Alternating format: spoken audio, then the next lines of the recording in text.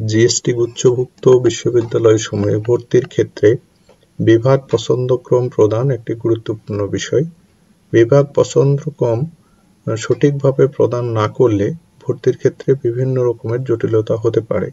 এমনকি প্রার্থী তার কাঙ্ক্ষিত বিশ্ববিদ্যালয় তথা বিভাগে ভর্তি হওয়ার সুযোগ নাও পেতে পারে। সেজন্য জিএসটির পক্ষ থেকে অফিসিয়াল এই ভিডিওটি প্রকাশ করা হলো। একজন শিক্ষার্থী যখন জিএসটি ওয়েবসাইটের মাধ্যমে লগইন করলে এরকম একটা পেজ দেখতে পাবে। এখানে প্রথমেই আমরা ভিউ এলিজিবল সাবজেক্ট এখানে দিলে এখানে বিভিন্ন বিশ্ববিদ্যালয় যে বিভিন্ন সাবজেক্টগুলি পেয়েছে, বিভিন্ন বিভাগের জন্য এলিজিবল হয়েছে এই শিক্ষার্থী, সেগুলোর একটা তালিকা দেখা যাবে। এটা আগে থেকে দেখে শিক্ষার্থীরা নিজেরা ঠিক করতে পারে যে কোন বিষয়গুলি বা কোন বিভাগগুলি কিভাবে কোন সিকোয়েন্সে প্রদান করলে তার জন্য সুবিধা হবে। এই জন্য এটা দেখে নেওয়ার পর এরপরে আসে কোটার বিষয়।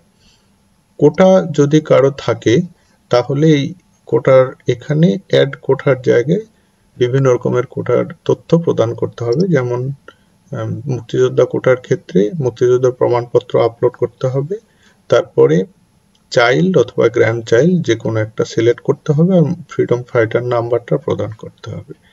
এখন এটা সব শেষ হলে আমরা এখন যেতে পারি বিভাগ পছন্দক্রম, অ্যাপ্লাই উইথ সাবজেক্ট চয়েস। এখানে আসলে আমরা দেখতে পাবো এলিজিবল সাবজেক্ট লিস্ট। এখানে অল ইউনিভার্সিটি আছে, অর্থাৎ এখানে জিএসটি গুচ্ছভুক্ত যত বিশ্ববিদ্যালয় আছে সবগুলি ইনক্লুড করা আছে এখানে। এখন এখান থেকে দুইভাবে আমরা আমাদের বিভাগগুলি পছন্দ করতে পারি। প্রথমে আমাদের যে কোনো বিশ্ববিদ্যালয় আমরা সিলেক্ট করতে পারি। যেমন জগন্নাথ বিশ্ববিদ্যালয়ে এই শিক্ষার্থী কি কি বিভাগ পেয়েছে, এই বিভাগগুলি পেয়েছে জগন্নাথ বিশ্ববিদ্যালয়। তো ঠিক আছে, আমি জগন্নাথ বিশ্ববিদ্যালয়ের ইংলিশকে প্রথমে চয়েস দিতে পারি।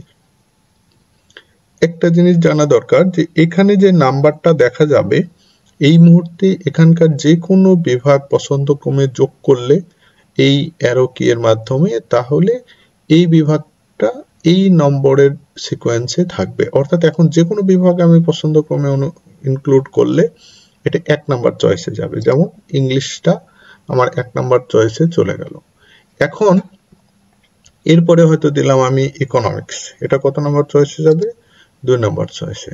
এরপরে আমার মনে হলো ঠিক আছে অন্য বিশ্ববিদ্যালয়ে একটু দেখে আসি, শাহজালাল বিশ্ববিদ্যালয়ে কি সাবজেক্ট আছে এখানে। তো এখানে ইকোনমিক্স আছে, এই সাবজেক্টগুলি আছে। তাহলে এখান থেকে আমরা ইকোনমিক্সটা দিলে এটা 3rd চয়েসে চলে গেল। এরপরে হয়তো আমি দিতে পারি সোশিওলজি, দিলে 4th চয়েসে চলে গেল। এরপরে আবার হয়তো আমি জগন্নাথে আবার আসতে পারি, জগন্নাথ বিশ্ববিদ্যালয়ে এসে এবার আমি দিলাম এখানকার সোশিওলজি, আমি তাহলে কত নম্বরে আসলো? 5 নাম্বার চয়েসে আসলো।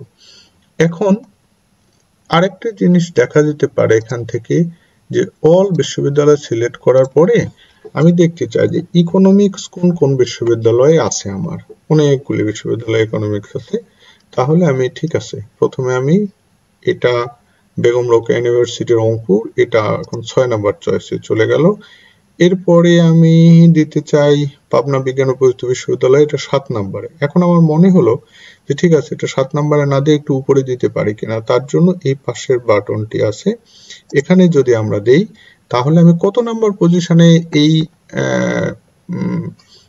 এই ইকোনমিক্সটা অর্থাৎ নোয়াখালী সায়েন্স অ্যান্ড টেকনোলজি ইউনিভার্সিটির ইকোনমিক্সটা যোগ করতে চাই। আমি ধরে নিলাম এটা আমি 4 নাম্বারে যোগ করতে চাই, তাহলে এটা দেখেন 4 নাম্বারে এটা অ্যাড হয়ে গেল। এরপরে আমার টোটাল সাবজেক্ট তৈরি হয়েছে 60টা। আর আমার এখানে এখন যদি কোনো সাবজেক্ট আমি চয়েস দিই তাহলে এখানে কততে যাবে? এটা 60টা হয়েছে, এখন এটা 8টা যাবে। তবে একটি জিনিস মাথায় রাখা দরকার যে কোনো বিশ্ববিদ্যালয়ে সাবজেক্ট চয়েস দিতে শুরু করলে সেটারগুলি যে প্রথম দিতে হবে এরকম কিন্তু কোনো কথা নাই। আমরা যে কোনো সিকোয়েন্সে নিজের পছন্দ মতো আমরা বিভাগগুলি দিতে পারি। ওকে, তাহলে এখন আমি অন্য বিশ্ববিদ্যালয়ে সিলেক্ট করতে পারি। সাপোজ আমি দেখি হাজী দানেশে আমার কি কি সাবজেক্ট আছে, এই সাবজেক্টগুলি আছে। তাহলে আমি এখন ম্যানেজমেন্ট হয়তো দিলাম, তাহলে সাবজেক্টটা এখানে কত নাম্বারে? 8 নাম্বারে আসলো। এরপরে আমি মনে হলো ঠিক আছে, আমি দেখি সবগুলি বিশ্ববিদ্যালয়ের মধ্যে আমার সোশ্যোলজি কোথায় কোথায় আছে, সোশিওলজি কোথায় কোথায় আছে। অনেকগুলি, কয়েকটা বিশ্ববিদ্যালয়ে সোশ্যোলজি আছে। ওকে, তাহলে আমি এখান থেকে হয়তোবা আমি দিতে পারি খুলনা বিশ্ববিদ্যালয়ে সোশ্যোলজি আছে, খুলনা বিশ্ববিদ্যালয়ে আমি সোশ্যোলজি দিলাম। এরপরে আমি দেখলাম যে পলিটিক্যাল সায়েন্স কোথায় কোথায় আছে। পলিটিক্যাল সায়েন্স আছে অনেকগুলি বিশ্ববিদ্যালয়, ইসলাম বিশ্ববিদ্যালয় দিলাম। এরপরে আমি ইসলাম বিশ্ববিদ্যালয় আর কি সাবজেক্ট আছে সেটা আমি দেখতে পারি। তাহলে আর কি কি সাবজেক্ট, ইংলিশ আছে, তাহলে আমি ইংলিশ দিলাম। ওকে, এখন এখানে এসে আমার কিন্তু আরো কিছু সুবিধা দেওয়া আছে। যেমন আমি মনে করতে পারি যে ঠিক আছে, হাজী দানেশ সায়েন্স অ্যান্ড টেকনোলজি বিশ্ববিদ্যালয় যে সাবজেক্টটা, সেটা আমি আসলে সিরিয়ালটা একটু চেঞ্জ করতে চাই, এটা আমি একটু উপরে দিতে চাই। আমি এখন আছে 8 নম্বরে, আমি এটা 6 নম্বরে দিতে চাই। দেন আমরা এটা 6 নম্বরে দিলাম এবং দেখেন এটা 6 নম্বরে চলে আসছে, বাকিগুলি অটোমেটিক্যালি নিচে চলে যাবে। এখন আবার মনে হতে পারে যে ঠিক আছে, আমি নোয়াখালী বিজ্ঞান ও প্রযুক্তি বিশ্ববিদ্যালয়ে এই সাবজেক্টটা আমি আসলে নিতে চাই না, তাহলে এটা আমরা রিমুভ করে দিতে পারি। এখান থেকে রিমুভ হয়ে গেল। এরপরে এরকমও হতে পারে যে ঠিক আছে, আমি সাস্টের থেকে 2টা সাবজেক্ট আমার এখানে অ্যাড করা আছে, আমি কোন সাস্টে অ্যাপ্লাই করতে চাই না, তাও আমরা রিমুভ অল ফ্রম সাস্ট, অর্থাৎ এটা দিলে আমাদের সাস্টের সব কিছু এখান থেকে রিমুভ হয়ে যাবে, তাহলে সাস্ট আর নাই। ওকে, তাহলে এখন আমার টোটাল কতটা বিশ্ববিদ্যালয় হয়েছে, এখানে 1 2 3 4 5টা বিশ্ববিদ্যালয়। তাহলে 5টা বিশ্ববিদ্যালয়ের জন্য 5 5 25। এখন আমি হয়তো মনে হলো যে সব বিশ্ববিদ্যালয়ে দেখি মিউজিক কোথায় আছে, মিউজিক আমি দিতে চাই।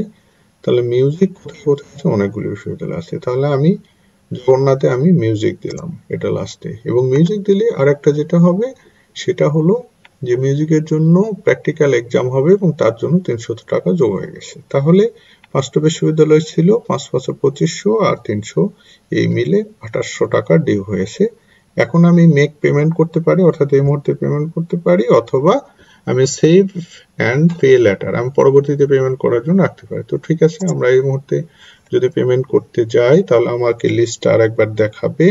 দেখানোর পরে আমরা মেক পেমেন্ট দিয়ে দিলে আমার এখানে চলে আসলো আমাদের পেমেন্টের জায়গায়। আমি মোবাইল ব্যাংকিং করে আমরা পেমেন্ট করলাম, এটা ডেমো সাইট, সো পেমেন্ট করলে সমস্যা নাই।